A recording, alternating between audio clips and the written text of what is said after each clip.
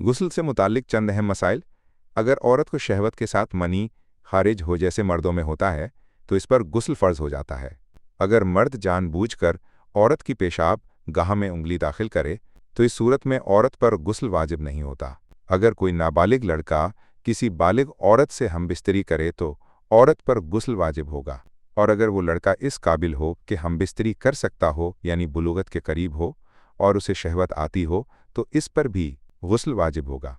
इसी तरह अगर कोई बालिग मर्द किसी नाबालिग लड़की से हमबिस्तरी करे तो मर्द पर गुस्ल वाजिब होगा, और अगर लड़की बुलूगत के करीब हो और उसे शहवत महसूस होती हो तो इस पर भी गुस्ल वाजिब होगा। अगर कोई शख्स अपनी बीवी से हमबिस्तरी कर रहा हो और इसी दौरान सुबह के वक्त बीवी को हैज़ शुरू हो जाए तो इस औरत पर फ़ौरन गुस्ल जनाबत फ़र्ज नहीं होगा, बल्कि जब हैज़ ख़त्म हो जाए तो उसके बाद गुस्ल करेगी। अगर औरत बगैर शहवत के अपनी शर्मगाह में उंगली दाखिल करे तो इस पर गुस्ल वाजिब नहीं होता, और अगर रोज़े की हालत में ऐसा किया जाए तो रोज़े पर कोई असर नहीं पड़ता।